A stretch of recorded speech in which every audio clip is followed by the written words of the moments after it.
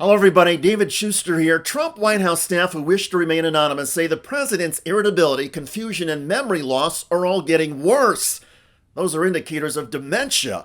And on this day, there were several symptoms during an Oval Office photo op with the president of South Africa. You're taking people's land away we have not. from them. And those people, in many cases, are being executed. They're being executed.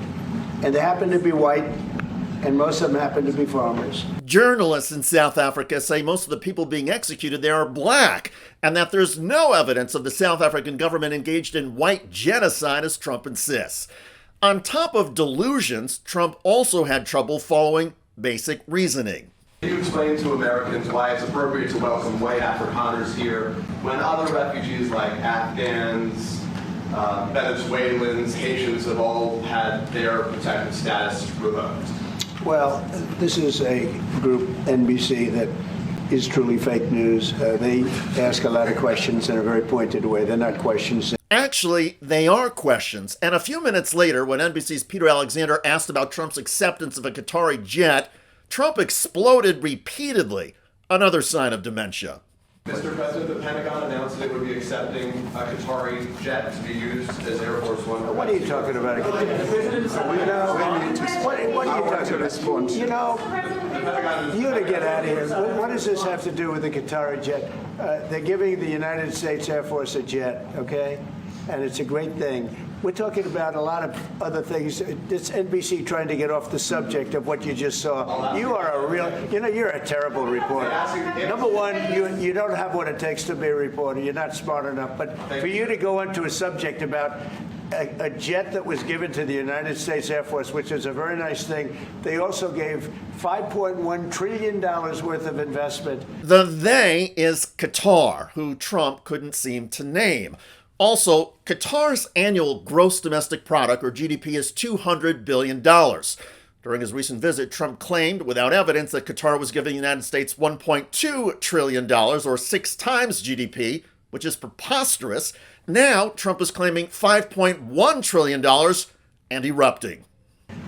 Go back, you ought to go back to your studio at NBC, because Brian Roberts and the people that run that place, they ought to be investigated. They are so terrible the way you run that network.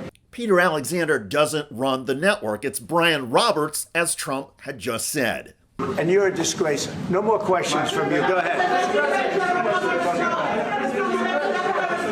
Go ahead, talk about that.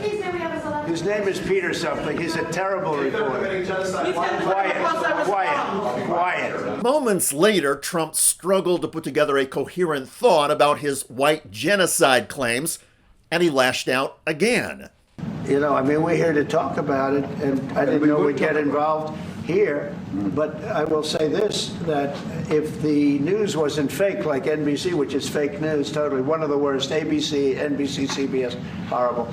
But if they weren't fake news like this jerk that we have here, if we had real reporters, they'd be covering it. But the fake news in this country doesn't talk about that. Well, they aren't talking about it because it's not true. That basic reasoning and logic escapes Trump. Basic history has also begun to escape Trump. He has a copy of the Declaration of Independence in the Oval Office, but in a recent ABC News interview, Trump seemed lost. What does it mean to you? Well, it means exactly what it says. It's a declaration. It's a declaration of unity and love and respect, and it means a lot, and it's something very special to our country. Check out Terry Moran's perplexed face.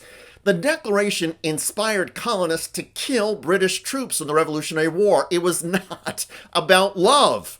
In another interview, Trump forgot his oath of office and his fundamental presidential responsibility. Preserve, protect, and defend. Preserve, protect, and defend. The Constitution of the United States. The Constitution of the United States. President Trump, who told an interviewer that he doesn't know if he's required to uphold the Constitution. Don't you need to uphold the Constitution of the United States as president? I don't know. More recently, Trump whiffed while talking about cancer and Joe Biden. I'm surprised that it wasn't, the public wasn't notified a long time ago, because to get to stage 9, that's a long time. Cancer goes to stage 4. There is no stage 9. And the auto pen is becoming a very big deal. You know, the auto pen is becoming a big deal because it seems like that maybe was the president who ever operated the auto pen. But when they say that that was not good, they also, you know, you have to look and you have to say then. What? According to medical literature, on top of sentence incoherence, other indicators of dementia include increased lack of judgment and strange fixations. Our country needs law and order. Alcatraz is, I would say, the ultimate, right? Alcatraz, Sing Sing and Alcatraz, the movies. It's long been a symbol, Alcatraz, of whatever it is. I mean, you know. White House staff have told reporters, though, that it's Trump's increased irritability and outbursts that raise the most questions. Who are you with? Wall Street Journal. That's right. Well, you people treat us so badly. Wall Street Journal has truly gone to hell. Go ahead. It's a rotten newspaper. You hear me what I said? It's a rotten newspaper. Now, to be fair, Donald Trump has been lashing out at reporters for years. During his first term, Trump repeatedly erupted at CNN. That's enough. Put down the mic. Mr. President, are you worried about indictments coming down in this investigation? Mr. President. I'll tell you what, CNN should be ashamed of itself having you working for them. You are a rude, terrible person. You shouldn't be working for CNN. Trump also fired away at Jeff Mason from Reuters. Between you people, don't talk to me that way. You're just a lightweight. Don't talk to me that way. I'm the president of the United States. Don't ever talk to the president that way. Now, though, even while exploding at reporters, Trump is slower and less coherent. Also, White House staff say his eruptions are more frequent and unpredictable, and that trend is another indicator of dementia. So, is Donald Trump suffering from the same cognitive decline that eventually claimed the life of his father, Fred Trump? Some forms of dementia do have a genetic component, and friends of President Trump say an erosion like his dad is Donald's biggest fear. In any case, Donald Trump is clearly aging, slowing down, and showing signs that trouble the people around him. The indicators should also trouble the American people. Because as frightening, damaging, and unconstitutional as Trump's policies may be, his inability to grasp reality and speak rationally will make everything even worse. I'm David Shuster. Thanks for joining us.